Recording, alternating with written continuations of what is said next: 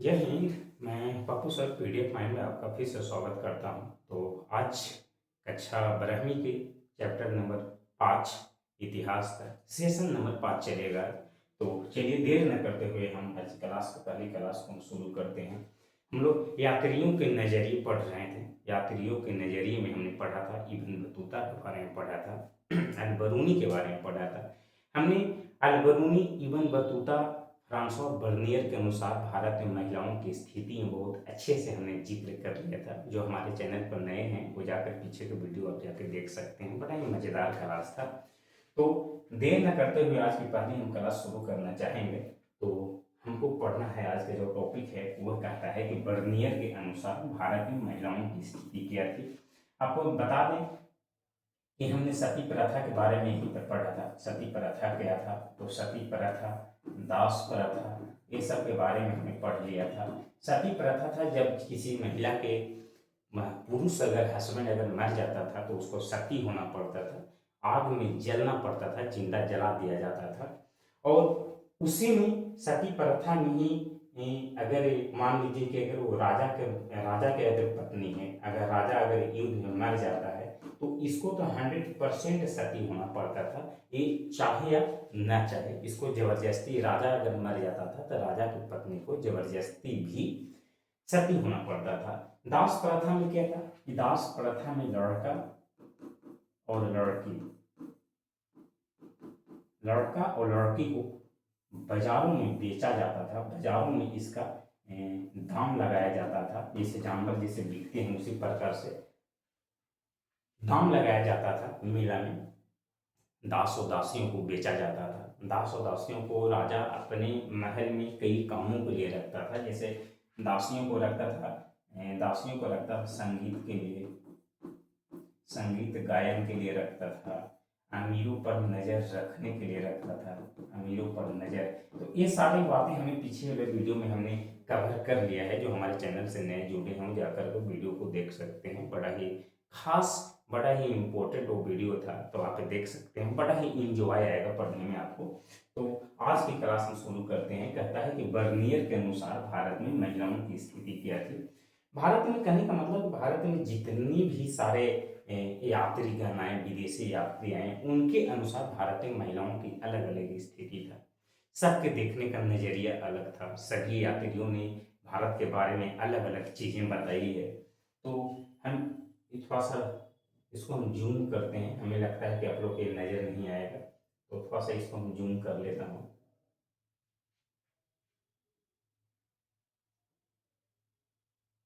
हाँ। चलिए, हमें लगता है कि ये नजर आएगा आप लोगों को। तो चलिए देर न करते हुए हम शुरू करते हैं।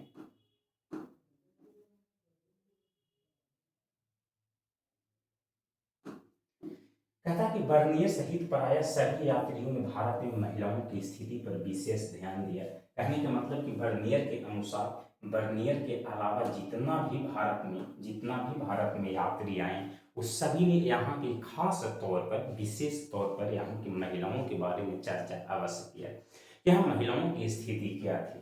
कहता है कि पश्चिम की महिलाओं की स्थिति पूर्व की महिलाओं की स्थिति में विभिन्नता दर्शाने का एक महत्वपूर्ण बिंदु था सती प्रथा। भारतीय समाज की एक ऐसी प्रथा, ऐसी बुराई जो अन्य देशों में प्रचलित नहीं थी। और बर्नियर बताता है कि भारत में कुछ महिलाएं प्रसन्नता से सती हो जाती थी एवं कुछ को जबरदस्ती होने के बाद किया जाता था। और बर्नियर ने अपनी यात्रा वृत्तांत में सती प्रथा का विस्तृत विवरण प्रस्तुत किया। इसके वर्णन के द्वारा होगा एक बार फिर यूरोपीय श्रेष्ठता एवं भारत के व्यापक बुराई को प्रमाणित करता है।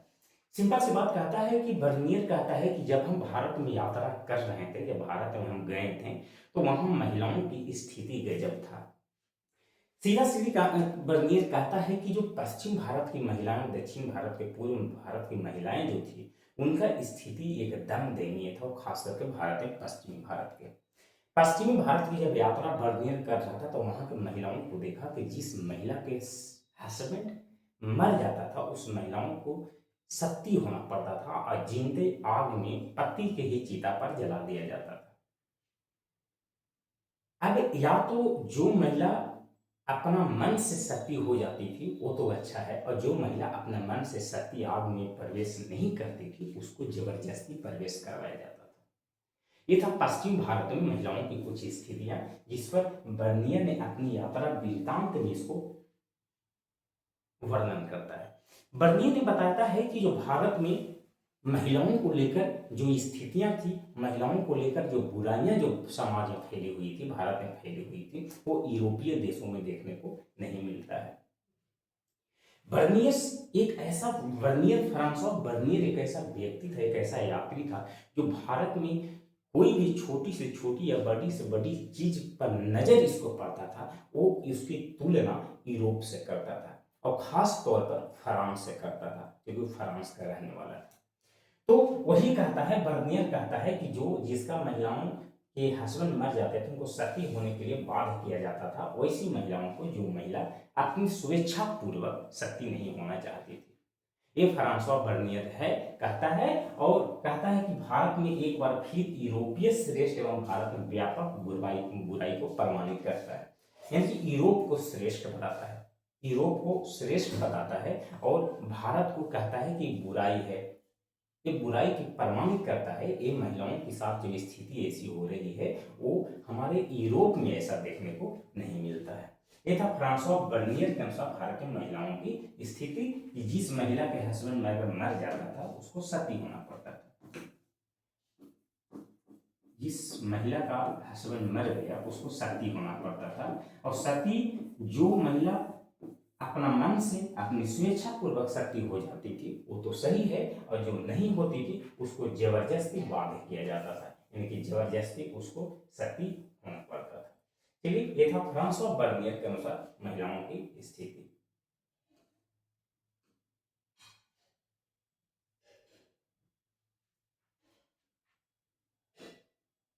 चलिए, फ्रांसॉis बर्नियर कहता है कि लाहौर में मैंने एक बहुत ही सुंदर अल्पवयस्क विधवा जिसकी आयु मेरे विचार में 12 वर्ष से अधिक नहीं थी।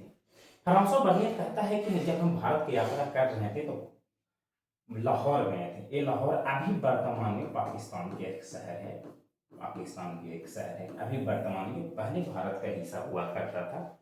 फ्रांसॉis बर्नियर कहता है कि हम जब लाहौर में यात्रा कर रहे थे, जब लाहौर में हम थे तो लाहौर में देखे कि अल्पवयस्क मतलब कम उम्र की लड़की, जिसकी उम्र लगभग 12 वर्ष से ज़्यादा नहीं हुआ होगा, उस जबरदस्ती उस लड़की को शादी कर दिया गया था कम उम्र में, और शादी के बाद उसके हस्बैंड का मृत्यु हो जाता है, मर जाता है। उसके बाद 12 वर्ष की लड़की को जबरदस्ती जबरन उसको सती होने के लिए ले जाया जाता है। कहता है कि बालिक होते हुए भी देखें उसे भयानक नरक की ओर जाते हुए, वह असहाय छोटी बच्ची जीवित से भी अधिक मृत हो रही थी। लेकिन जो 12 साल की लड़की है उसको शादी विवाह कर दिया जाता है, और उसको हस्बैंड मर जाता है, उसको जबरन सती होने के लिए ले जाया जाता है। तो वो लड़की के चेहरे पर एक ऐसी मायूसी थी, एक ऐसा डरावना था, ऐसा डर उसके चेहरे पर नजर आ रहा था, जो लग रहा था कि वो जिंदा से ज्यादा तो मरी हुई प्रतीत हो रही है। क्योंकि जब आग में, फ्रांसॉis बर्नियर कहते हैं कि जब आग में उसको ले जाया जा रहा था तो ऐसे लग रहा था कि नरक की ओर लेके जा रहे हैं। अब वो लड़की जिंदा रहते हुए भी, वो 12 साल की बच्ची जो है वो मरी हुई प्रतीत हो रही थी।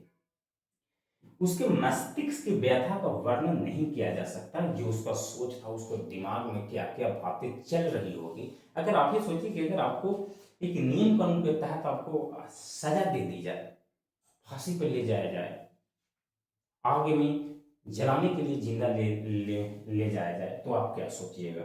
वह कांप कर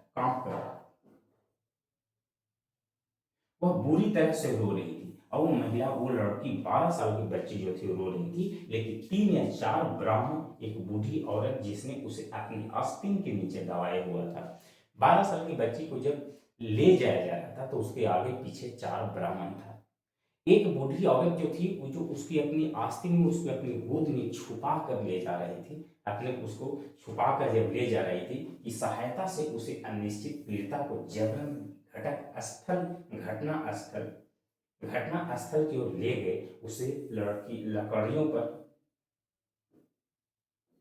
लकड़ियों पर बैठाया, उसके हाथ पैर बांध दिया गया। अब बताइए कि 12 साल की लड़की को कम उम्र में शादी कर दिया जाता है, उसके हस्बैंड युद्ध में मारा जाता है, 12 साल की बच्ची को शक्ति होने के लिए ले जाया जाता है, जबरन लेके जाया जाता है। एक बूढ़ी औरत जो शायद उसकी माँ रही होगी, उसको अपने आस्तीन में जो गोद में छुपा कर लेके जा रही थी, उसके चारों तरफ 3 या 4 ब्राह्मण घेरे हुए थे।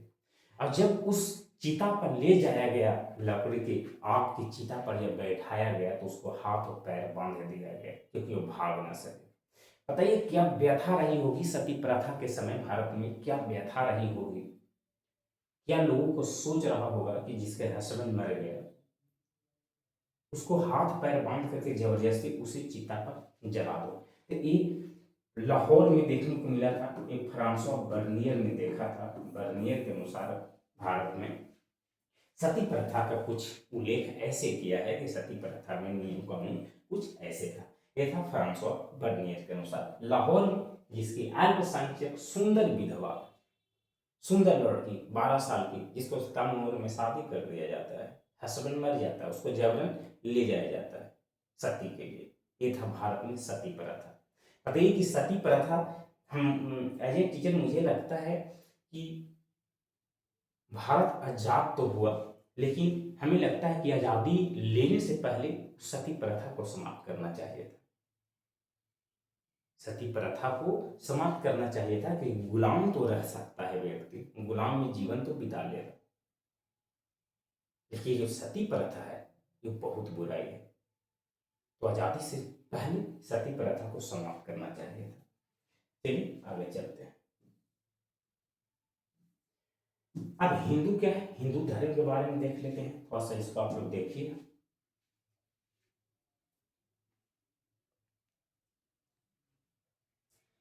ये हिंदू और हिंदू शब्द क्या है, ध्यान से समझिएगा। कहता है कि हिंदू शब्द एक प्राचीन भारतीय शब्द है।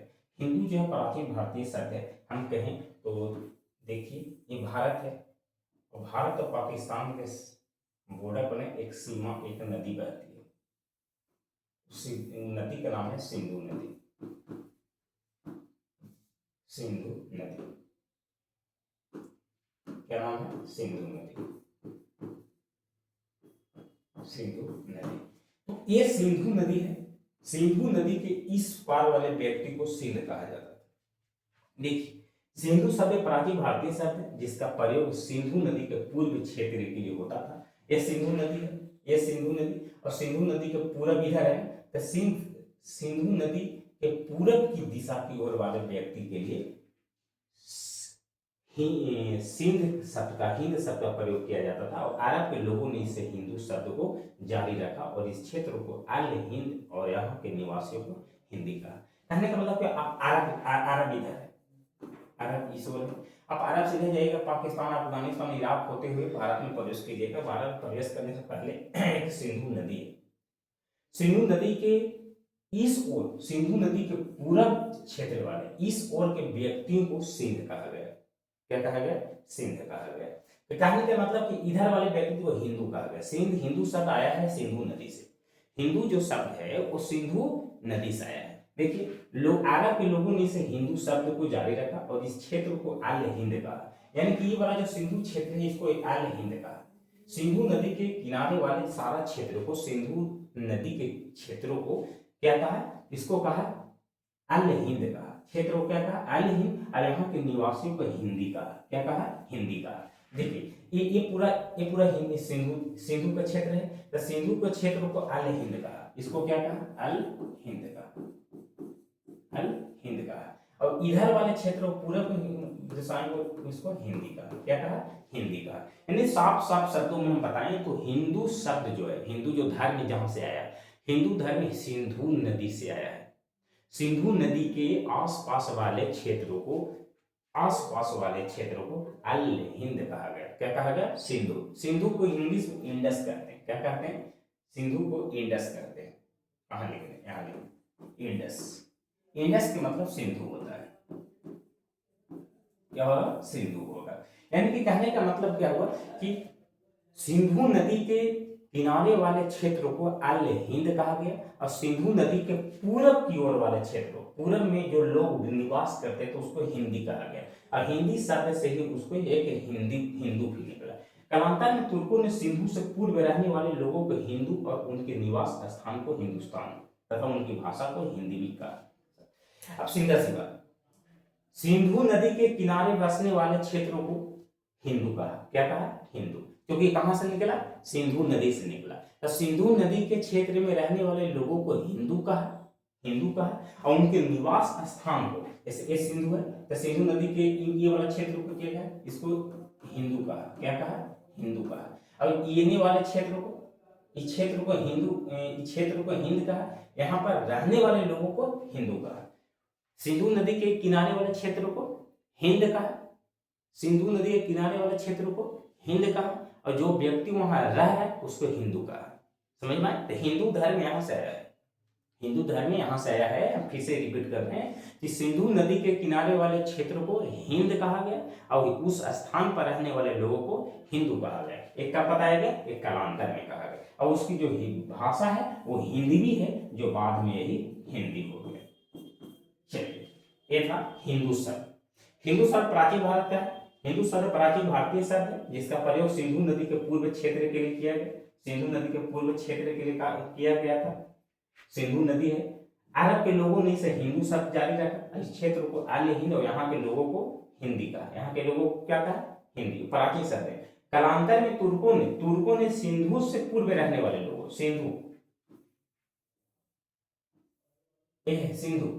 सिंधु से पूर्व रहने वाले लोगों को क्या कहा? हिंदू कहा और उनके निवास स्थान को हिंदुस्तान कहा तथा उनकी भाषा को हिंदी की संज्ञा दिया गया। यहाँ से हिंदू और हिंदुस्तान नाम भारत का नाम पड़ा था। चलिए आगे चलते हैं। भारत आने में कुछ विदेशी आती है उनकी यात्रा वृत्तांत कहता है। क्या कौन कौन था भाई, इसको देख लेते हैं।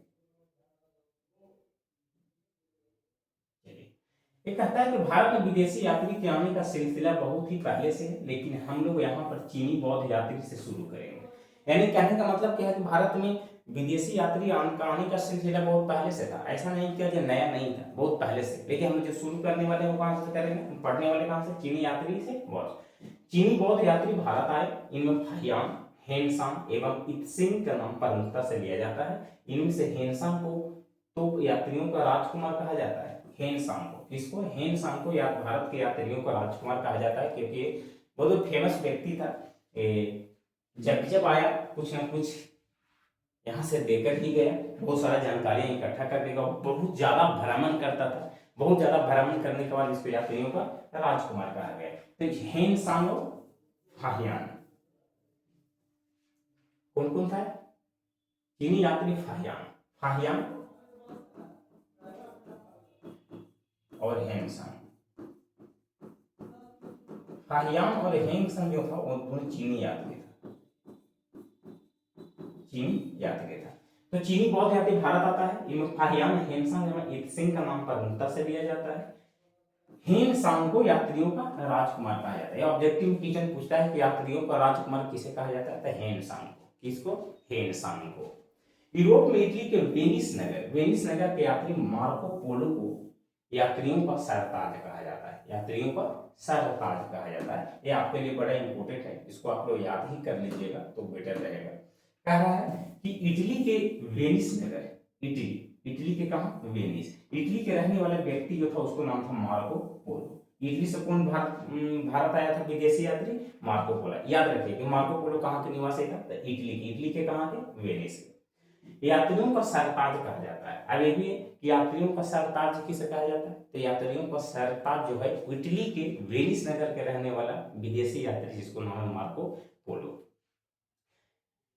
उसने भारत सहित अनेक पूर्वी देशों की यात्रा की। यानी भारत के पूरब में जितना सारा देश है उस सभी देशों का यात्रा कौन किया था? तो वो किया था मार्को पोलो। मार्को पोलो कहाँ का रहने वाला था? इटली के वेनिस नगर का।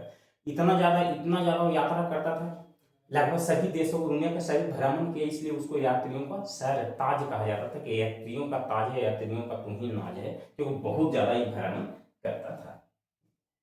चलिए इसको एक बार देख लीजिएगा ध्यान से। कहता है कि भारत में विदेशी यात्री आने से सिलसिला बहुत पहले से है, लेकिन हम चीनी यात्री बौद्ध यात्री से शुरू करेंगे। अब चीनी बौद्ध यात्री 3 गो भारत आया था, 2 गो खास करके भारत आया, कहा फाहियान था और एक हेनसांग था, एक इत्सेंग था। याद कीजिएगा, एक कौन था? फाहियान था, एक फाहियान था, हेनसांग था और कौन था? इत्सेंग था। 3 गो था जो बौद्ध धर्म के प्रचार के लिए। ये तीनों किस धर्म के प्रचार के लिए? किस? बौद्ध धर्म का प्रचार, बौद्ध धर्म की जानकारी हासिल करने के लिए, बौद्ध धर्म के बारे में जानकारी के इकट्ठा करने के लिए 3 व्यक्ति आए, फाहियान, हेनसांग और इत्सेंग। हेनसांग को यात्रियों का राजकुमार कहा जाता है, हेनसांग को यात्रियों का राजकुमार कहा जाता है। बड़ा इंपॉर्टेंट है, ऑब्जेक्टिव में क्वेश्चन पूछता है। यूरोप में इटली के वेनिस नगर का एक यात्री है जिसको नाम है मार्को पोलो। अब मार्को पोलो के यात्रियों का क्या कहा जाता है? सर ताज कहा जाता है, और उसने भारत सहित अनेक पूर्वी देशों की यात्रा भी किया था। चलिए आगे चलते हैं। आगे किसके बाद दक्षिण भारत के विजयनगर एवं बहमनी साम्राज्य। एक विजयनगर है, एक बहमनी साम्राज्य है। बहमनी साम्राज्य में कई यूरोपीय यात्री भारत आते हैं। इनमें से इटली के निकोली कोंटी, देखो कौन कौन है। इटली के है जिसको नाम है निकोली कोंटी, निकोली कोंटी। पुर्तगाल के जो था उसका नाम था बारबोसा, बारबोसा। तो 2 यात्री थे जो भारत में, दक्षिण भारत में विजयनगर बहमनी साम्राज्य का यात्रा किए थे। विजयनगर को है दक्षिण भारत के, दक्षिण भारत का राजवंश, दक्षिण भारत का जो राज्य है उसको नाम है विजयनगर। अब विजयनगर को जो संस्थापक था उसको नाम था हरिहर बुक्का, हरिहर बुक्का, हरिहर बुक्का। तो दक्षिण भारत के विजयनगर में बहमनी साम्राज्य में कई यूरोपीय यात्री भारत आते हैं। इनमें से इटली के निकोली कोंटी, पुर्तगाल के बारबोसा और डेमिंगोज एवं फर्नाओ नूनीज आदि प्रमुख थे। अब क्वेश्चन पूछेगा कि बहमनी साम्राज्य की यात्रा कौन यात्री किया था? विजयनगर साम्राज्य का। अब बहमनी साम्राज्य का यात्रा करने वाले इटली के कौन कौन था? पुर्तगाल के कौन था? डोमिंगेज था, फर्नाओ था और बारबोसा था। ये था कुछ आदि प्रमुख थे, कुछ यात्री थे जो दक्षिण भारत में विजयनगर साम्राज्य, बहमनी साम्राज्य का यात्रा किया था। चलिए आगे चलते हैं।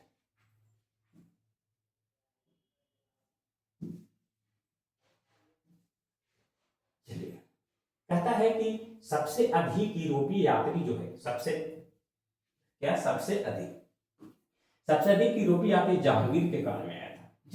जहांगीर कौन था? अकबर का बेटा, अकबर का बेटा जो था उसका नाम था जहांगीर। टॉमस रो इसी के समय में भारत आया था। ईस्ट इंडिया कंपनी के एक गवर्नर बन के आया था जिसका नाम था टॉमस रो। इनके सर्वाधिक यूरोपीय यात्री जहांगीर के काल में भारत आए। इनमें से ब्रिटिश यात्रियों की संख्या सर्वाधिक थी। सबसे अधिक यूरोपीय अगर आया तो जहांगीर के समय में क्वेश्चन पूछेगा ऑब्जेक्टिव में कि सबसे अधिक यूरोपीय यात्री किस शासक के दरबार में आया था? तो जहांगीर के शासनकाल में आया था। और जहांगीर में सबसे ज्यादा कौन? ब्रिटिश लोग ज्यादा है, जैसे विलियम हॉकिंस, विलियम फिंच आदि प्रमुख थे। अब ब्रिटिश शासन जब नहीं इंडिया में था, ईस्ट इंडिया कंपनी के थ्रू ऐसा आता था, यात्री लोग आता था यहाँ के भ्रमण करने। औरंगजेब के काल में इटली का यात्री मनुची एवं फ्रांसीसी यात्री बर्नियर व जीन थिननॉट आदि भारत आए थे। अब क्वेश्चन पूछे पुर्तगाल के कौन था, ब्रिटिश के कौन था, इटली के कौन आया था? सबसे ज्यादा यूरोपीय यात्रा किसके दरबार में आए? तो जहांगीर के दरबार में। और उसमें यूरोपियन सबसे ज्यादा किस देश का आए? तो ब्रिटिश का लोग आए थे। औरंगजेब के काल में इटली का यात्री मनुची आए। पूछ देगा आपको कि इटली के दरबार में कौन आया था? तो इटली का मनुची कहाँ के था? इटली के था। फ्रांस ऑफ बर्नियर कहाँ के था? जीन थिननॉट कहाँ के था? ये सारे आप लोग को ऑब्जेक्टिव बड़ा इंपॉर्टेंट क्वेश्चन है। चलिए आगे चलते हैं। आज कहता है संचार प्रणाली। संचार प्रणाली क्या कहता है? संचार प्रणाली में कहता है कि व्यापारियों को प्रोत्साहित करने के लिए राज्य विशेष रूप से व्यापार मार्ग पर विश्राम गृह बनाता था। कहने का मतलब कि जो व्यापारी व्यापार करते थे, जो व्यापारी व्यापार करते थे, तो जिस रास्ते से वो व्यापार करने के लिए जाते थे उस रास्ते पर विश्राम गृह बनाया था। यात्रियों को आराम करने के लिए विश्राम गृह बनवाया था कि जो यात्री इस मार्ग से यात्रा करेगा, व्यापारी करेगा, तो उसको रास्ते में ठहरने के लिए उसको एक विश्राम गृह बनाता था और डाक प्रणाली के माध्यम से खबरें आसानी से एक स्थान से दूसरे स्थान पर पहुंच जाते थे। अब बताइए कि हम बता रहे थे पिछले वाले क्लास में हमने बताया था कि डाक व्यवस्था भारत में जो था ना, वो डाक व्यवस्था दो प्रकार के थे। डाक व्यवस्था दो प्रकार के, एक व्यवस्था था अश्व डाक व्यवस्था, अश्व डाक व्यवस्था, और दूसरा कहते थे पैदल डाक व्यवस्था।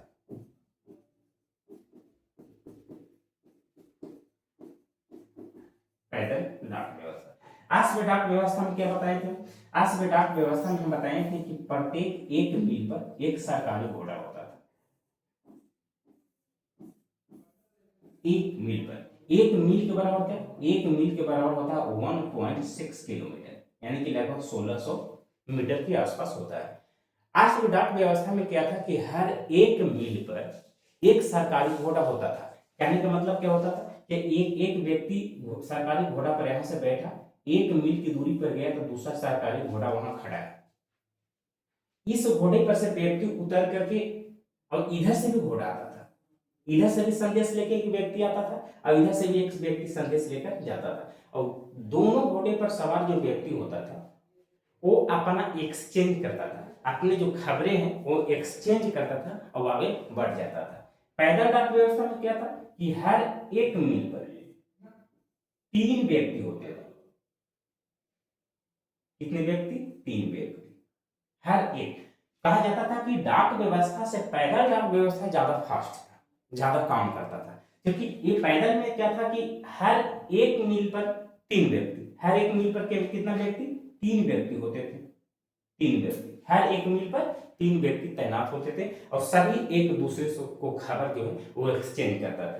ये यहाँ जाएगा, इसको देगा, और इसको देगा, फिर यहाँ से यहाँ जाएगा, ये इसको देगा, ये इसको देगा, मतलब कि एक्सचेंज होते रहता था खबर, इसलिए जल्दी फास्ट चला जाता था। कहता कि यह प्रणाली इतनी कुशल थी कि जहां सिंध से दिल्ली की यात्रा 50 दिन का टाइम लगता था, गुप्तचर की खबरों सुल्तान तक पहुंचने में माध्यम से मात्र 5 दिन लगता था। अब यह डाक व्यवस्था जो था इतना आसान था कि जिस खबर को पहुंचने में 50 दिन का टाइम लगता था, वो इतना फास्ट डाक व्यवस्था भारत में था तो मात्र 5 दिन में पहुंच सकता था। तो ये था भारत में संचार प्रणाली का विवरण, और व्यापार को प्रोत्साहित करने के लिए, व्यापारियों को प्रोत्साहित करने के लिए रास्ता में विश्राम गृह बनाया गया था और डाक व्यवस्था का संचालन किया गया था। भारत में डाक व्यवस्था दो प्रकार का था, अश्व डाक व्यवस्था और पैदल डाक व्यवस्था। अश्व डाक व्यवस्था में हर एक मील पर एक सरकारी घोड़ा तैनात होता था और खबरें को एक्सचेंज करके आगे बढ़ जाता था। पैदल डाक व्यवस्था जो था वो हर एक मील पर 3 व्यक्ति होते थे और तीनों एक दूसरे से खबरें को एक्सचेंज करते थे और आगे बढ़ जाते थे। ऐसा माना जाता है कि पैदल डाक व्यवस्था अश्व डाक व्यवस्था से कहीं ज्यादा फास्ट काम करता था। चलिए आगे चलते हैं। चलिए आप लोग इसको देख लीजिए, विचित्र देश के बारे में कुछ जान लीजिए।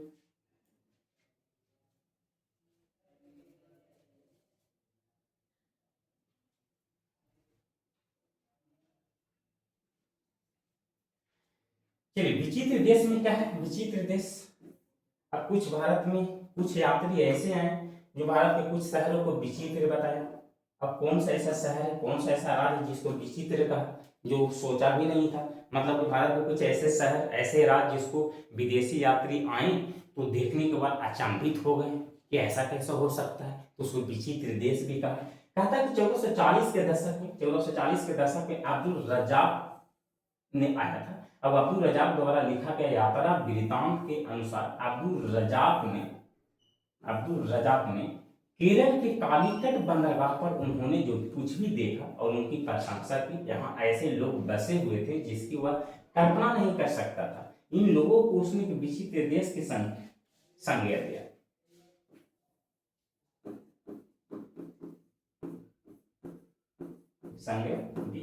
चलिए, एक केरल भारत के राज्य है। केरल में एक बंदरगाह है, इस बंदरगाह को कहा जाता है कालीकट। भारत के सबसे खूबसूरत राज्य और शहर में से केरल है। जो केरल तीन ओर पहाड़ से पर्वत से घिरा हुआ है, तीन ओर पहाड़ पर्वत से घिरा हुआ है और एक ओर समुद्र से घिरा हुआ है। बीच में छोटा सा राज्य है केरल, बड़ा ही खूबसूरत शहर है। तो केरल के कालीकट में जब अब्दुल रजाक ने 1440 में भारत पर आया, तो कालीकट के बंदरगाह पर जैसे ही पहुंचा तो उन्होंने वहां बहुत ही अचंभित लोगों को देखा। वहां के रहन सहन, वेशभूषा, खान पान, मतलब कि इतना खूबसूरत नजर आया लोग वहां की अब्दुल रजाक वहां के लोगों को देखकर अचंभित करने लगा। कहा कि ये रह कैसे सकता है, तीन और पहाड़ पर्वत से घिरा हुआ है। अब हम आपको बताना चाहें तो देख लीजिए, केरल यहाँ पास है, ये है केरल, और इधर पहाड़, ये पहाड़ है, एक ही पहाड़ है, एक पहाड़ है, और तीनों पहाड़ से घिरा हुआ है। तीन पहाड़ से घिरा हुआ, यह समुद्र से घिरा हुआ है, यह है केरला। अभी केरला में ऐसे ऐसे विचित्र काम देखा, लोगों को काम करते हुए, रहन सहन, वहां लोग कैसे सरवाइव करते होंगे, ऐसे देख करके अब्दुल रजाक अचंभित हो गया और कहा कि ये क्या हो सकता है भाई, ऐसे तो विचित्र लोग हैं, इसलिए इसको विचित्र देश का भी संज्ञा दे दिया गया। चलिए आगे चलते हैं, कुछ इंपोर्टेंट टॉपिक्स है। आज की क्लास हम समाप्त कर देंगे, पूरी चैप्टर आज समाप्त हो जाएगी, और कुछ इंपोर्टेंट ऑब्जेक्टिव और सब्जेक्टिव क्वेश्चन रहेगा, उसको मैं जिक्र करूंगा। तो कुछ सम इंपोर्टेंट पॉइंट्स है, तो इसको आप लोग देखिए।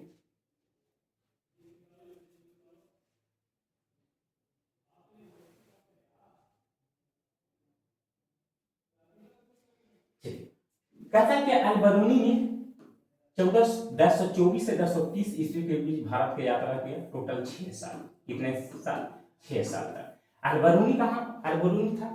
अल-बरूनी कहाँ के रहने वाला था? आप लोग कमेंट बॉक्स में हमको बताइए कि अल-बरूनी कहाँ के रहने वाला था, क्योंकि अल-बरूनी के बारे में, फ्रांस और बर्नी के बारे में, सारे यात्रियों के बारे में जीवनी पूरा मैं अच्छे से बता दिए थे। तो आप लोग कमेंट बॉक्स में हमको बताइएगा कि अल-बरूनी का जन्म कहाँ हुआ था, इनके माता पिता कहाँ के रहने वाले थे, इनको अल-बरूनी नाम क्यों दिया गया, आप लोग कमेंट बॉक्स में बताइएगा। अल-बरूनी भारत में 1024 से 1030 ईस्वी तक आया। भारत में कब आया? 1024 से 1030 ईस्वी में। इसको हमको जरूर बताइएगा कि अल-बरूनी भारत में कहाँ से आया था, अल-बरूनी का जन्म कहाँ हुआ था, कहाँ के रहने वाला था। अल-बरूनी का यात्रा वृत्तांत किताब उल हिंद में मिलता है। किताब उल हिंद में यात्रा कहने का मतलब, अल-बरूनी जो है, अल-बरूनी एक किताब लिखा था, किताब का नाम था किताब उल हिंद, किताब उल हिंद। तो किताब उल हिंद अल-बरूनी ने लिखा। अल-बरूनी को भारतीय धर्म, दर्शन, ज्ञान, विज्ञान एवं ज्योतिषी में अधिक रुचि थी। अल-बरूनी बहुत विद्वान था, सारा चीज के बारे में जानता था। इबन बतूता 1333 से 1342 ईस्वी तक मध्य भारत का यात्रा किया। ये लगभग यात्रा किया था 9 साल तक, 9 वर्ष तक। आप लोग ये भी बताइएगा कि इबन बतूता कहाँ के रहने वाला था। इबन बतूता कमेंट बॉक्स में बताइएगा कि इबन बतूता कहाँ के रहने वाला था। मोरक्को के सुल्तान अबू इन आन मरीनी के विशेष प्रोत्साहन पर इबन बतूता ने अपना यात्रा वृत्तांत मोहम्मद इब्न जुजू द्वारा लिखवाया था।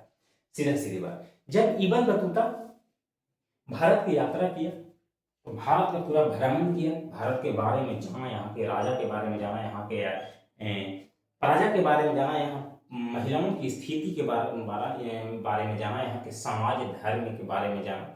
जब बहुत अच्छा से यहाँ की जब यात्रा वृत्तांत मुगल साम्राज्य के दरबार में भी रहा था इबन बतूता, तो कहने का मतलब कि ये अपने देश में जाकर लोगों को बताता था कि भारत में क्या बुराइयां हैं। तो जब वहां अपने देश के सुल्तान को, राजा को पास जाकर भारत की स्थिति के बारे में बताया, समाज के बारे में बताया, तो वहां के राजा इसके कहानी सुनकर बड़ा खुश हुआ। तो उसके राजा बोला कि इसका कहानी लिखा जाना चाहिए, क्योंकि इबन बतूता ने जो भारत की कहानी बताया वो बहुत ही दिलचस्प है, इसको किताब में लिखा जाए।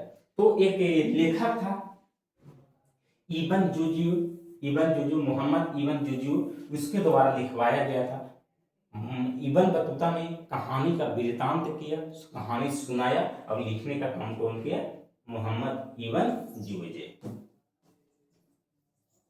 चलिए आगे चलते हैं। कहते इबन बतूता का यात्रा वृत्तांत किताब उर रेहला नामक, किताब का नाम क्या था? उर रेहला नामक पुस्तक में मिलता है। इबन बतूता को मोहम्मद बिन तुगलक ने दिल्ली का काजी नियुक्त किया था। याद कीजिए, दिल्ली का काजी, काजी का मतलब जज होता है, क्या होता है, जज। आप लोग याद कीजिए, तो इबन बतूता जब भारत में सबसे पहले सिंध पहुंचा था, कहाँ पहुंचा, सिंध।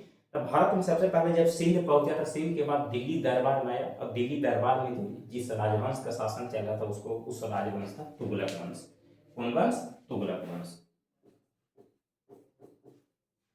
तुगलक वंश। तुगलक वंश का जो संस्थापक था उसको नाम था गयासुद्दीन तुगलक, गयासुद्दीन तुगलक, गयासुद्दीन तुगलक। गयासुद्दीन तुगलक के जो उत्तराधिकारी बना था उसको नाम था मोहम्मद बिन तुगलक, मोहम्मद बिन तुगलक। तो मोहम्मद इबन बतूता जैसे ही दिल्ली के दरबार में पहुंचता है, इबन बतूता मोहम्मद बिन तुगलक के दरबार में पहुंचता है, तो इबन बतूता के ज्ञान से प्रभावित होकर, विद्वान था इबन बतूता, पढ़ा लिखा व्यक्ति था, इसको से प्रभावित होकर मोहम्मद बिन तुगलक ने इसको काजी बना दिया, दिल्ली का काजी बना दिया, और यही मंगोल के शासक के पास भी भेजा। मोहम्मद बिन तुगलक ने इबन बतूता को दिल्ली का काजी बनाया और फिर मंगोल के शासक के पास अपना राजदूत बनाकर भी भेजा था। चलिए, आप लोग से दो क्वेश्चन हम कमेंट बॉक्स में जानना चाहते हैं, अल-बरूनी कहाँ के रहने वाला था, इसका जन्म कहाँ हुआ था, इसके माता पिता कहाँ के थे, और इबन बतूता कहाँ के रहने वाला था, भारत का आया था। चलिए, अब कहता है कि मोहम्मद बिन तुगलक ने इबन बतूता, मोहम्मद बिन तुगलक ने इबन बतूता को अपना राजदूत बनाकर चीन के मंगोल शासक के दरबार में भेजा था। ये बताएं कि काजी बनाया, मोहम्मद बिन तुगलक ने इबन बतूता को दिल्ली का काजी बनाया, काजी मतलब जज बनाया, और जज बनाने के बाद अपना राजदूत बनाकर कहाँ भेजा, चीन के मंगोल शासक के पास भी भेजा था। इबन बतूता मोरक्को का यात्री, चलो यहाँ हम बताते हैं। बर्नियर फ्रांसीसी यात्री था जो औरंगजेब के काल में 1658 से 1668 ईस्वी तक आया था, जब तक लगभग 12 वर्ष तक शासन किया और चिकित्सा के रूप में काम किया था। फ्रांसवा बर्नियर औरंगजेब के समय में आया था, औरंगजेब के समय भारत आया, और शाहजहां के एक बेटा है, औरंगजेब का बेटा का नाम था शाहजहां, और शाहजहां के एक बेटा था जिसको नाम था दारा शिकोह, दारा शिकोह। तो दारा शिकोह के चिकित्सा के रूप में काम किया था। बर्नियर का यात्रा वेदांत travels in the Mughal empire में मिलता है। फ्रांसवा बर्नियर ने जो भारत की यात्रा वृत्तांत जो लिखा, तो फ्रांसवा बर्नियर जितना दिन भारत में रहा था वो सारा दिन तो मुगल दरबार में ही रह गया। तो मुगल दरबार में ही रहने के कारण अपनी किताब जो लिखा, अपने जो यात्रा वृत्तांत की जो कहानियां लिखा, उस किताब को नाम दिया travels in the Mughal empire, travels in the Mughal empire. तो बर्नियर के द्वारा लिखा गया पुस्तक था। चलिए आगे चलते हैं।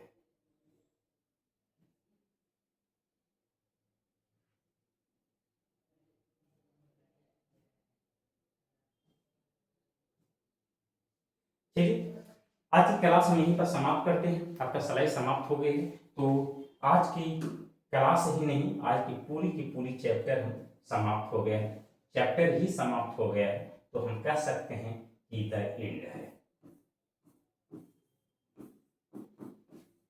The end.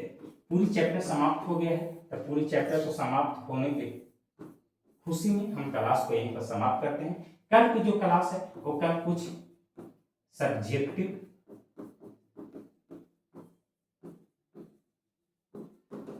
क्वेश्चन आंसर का रहेगा, कुछ इसी चैप्टर का मैं इंपॉर्टेंट VBI जो हर बार परीक्षा में पूछता है, तो उससे रिलेटेड मैं कुछ सब्जेक्टिव क्वेश्चन आंसर लाऊंगा। तो आज की क्लास यहीं पर समाप्त करते हैं। आप लोग चैनल को सब्सक्राइब कर दीजिए, वीडियो को शेयर जरूर कीजिए, प्यारा सा कमेंट किया कीजिए। तो कैसा लगा कि क्लास अच्छा लगा हो तो हमें सपोर्ट कीजिए, आप लोग को सपोर्ट की जरूरत है।